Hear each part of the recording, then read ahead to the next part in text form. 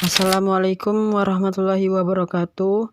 Kami dari kelompok 4 akan mempresentasikan hasil diskusi kami mengenai Utilize Research pada mata kuliah teknologi dan media untuk pembelajaran topik 3 ruang kolaborasi.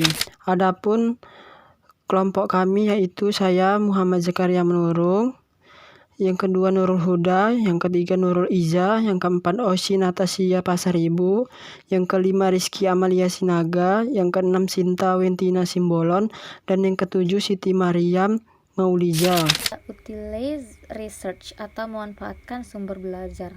Nah, langkah ini melibatkan sebuah perencanaan peran guru untuk bisa memanfaatkan sumber pelajaran berupa teknologi, media, dan bahan. Terdapat beberapa caranya. Yang pertama, kita harus melakukan review sumber belajar. Yang kedua, menyiapkan sumber belajar. Yang ketiga, menyiapkan lingkungan belajar. Yang keempat, persiapkan peserta. Dan yang terakhir, memberikan pengalaman belajar. Adapun langkah-langkah Utilize Resources. 1. Melakukan review sumber belajar. Selama proses seleksi, kita mengidentifikasi sumber pelajaran yang sesuai dengan pelajar. Pada tahap ini, kita perlu melihat teknologi dan sumber media yang dipilih dalam kaitannya dengan tujuan pembelajaran. Tujuannya adalah untuk memilah bagian-bagian yang langsung selaras dengan pelajaran. Meskipun dalam pemilihan materi mungkin telah melibatkan pemeriksaan ulasan yang diterbitkan, uraian singkat distributor, dan penilaian rekan kerja, penting bagi kita untuk melihat kembali materi tersebut sebelum menggunakannya. Tinjauan menyeluruh tidak hanya memungkinkan kita menggunakan sumber daya secara maksimal, tetapi juga memastikan bahwa peserta didik tidak terpapar konten atau bahasa yang tidak pantas di beberapa permainan digital, video, dan majalah online atau cetak. 2. Siapkan sumber belajar. Yang pertama, mengumpulkan semua bahan dan peralatan yang diperlukan. Yang kedua, tentukan urutan penggunaan bahan dan peralatan dan apa yang akan kita lakukan. Yang ketiga, simpan daftar bahan dan peralatan yang dibutuhkan untuk setiap pelajaran dan garis besar urutan presentasi kegiatan. Dan yang terakhir, rencanakan waktu untuk berlatih menggunakan sumber sebelum mengimplementasikan pelajaran. 3. Menyiapkan lingkungan belajar. Dimanapun aktivitas pembelajaran akan berlangsung, fasilitas harus diatur agar sumber daya dapat digunakan secara efektif. Nah, kemudian kita harus memeriksa apakah peralatan berfungsi dengan baik. Lalu kita atur fasilitas sehingga semua peserta didik dapat melihat dan mendengar dengan baik. Lalu kita atur tempat duduk peserta didik sehingga mereka dapat melihat dan mendengar satu sama lain ketika pembelajaran kooperatif atau kolaboratif disertakan. Nah, di sini misalnya kita akan membawa media pelajaran berupa video.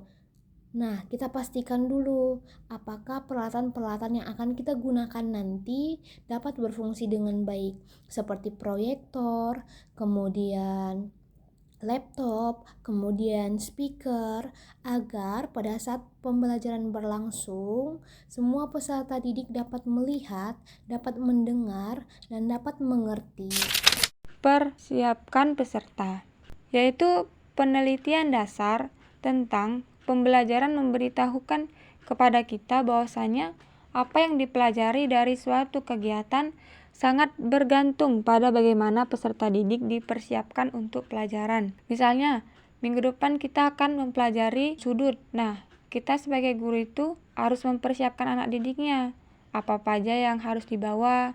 Misalnya dalam sudut itu kan harus membawa roll, pulpen, pensil, dan juga setip, supaya nanti guru menjelaskan atau memberi contoh dan latihan itu mereka tidak lagi mencari-cari alat untuk pelajaran. Instruksi yang efektif juga memerlukan pemanasan yang tepat yang dapat mencakup satu atau lebih. Yang pertama, pendahuluan yang memberikan gambaran luas tentang isi pelajaran. Nah, contohnya itu misalnya kita akan mempelajari tentang SPLDV. Nah, SPLDV ini gambaran luasnya itu bagaimana kita membeli satu barang, kemudian ditambah dengan beberapa barang, uangnya misalnya 15.000. Berguna untuk kehidupan sehari-hari. Kemudian yang kedua itu alasan yang menjelaskan bagaimana konten terkait dengan aplikasi dunia nyata. Nah, tadi kan SPLDV, satu barang dengan dua barang dan ada uangnya. Jadi diaplikasikan ke dunia nyata itu kan sudah pasti aplikasi ke dunia nyata. Misalnya kita ingin membeli jeruk, membeli sayur, atau membeli sepeda, pulpen. Kemudian yang ketiga itu pernyataan memotivasi yang menciptakan kebutuhan untuk mengetahui isinya. Kemudian yang keempat, isyarat yang mengarahkan perhatian pada aspek-aspek tertentu dari pelajaran. Baiklah, langkah selanjutnya dalam melibatkan perencanaan peran guru untuk memanfaatkan sumber pelajaran bisa dengan berikan pengalaman belajar. Setelah kita mempersiapkan peserta didik, sekarang kita siap untuk memberikan pengalaman instruksional. Pengalaman belajar yang berpusat pada guru seringkali melibatkan presentasi, demonstrasi, latihan dan praktik, atau tutorial. Penyediaan pengalaman belajar ini mungkin memerlukan penggunaan berbagai sumber.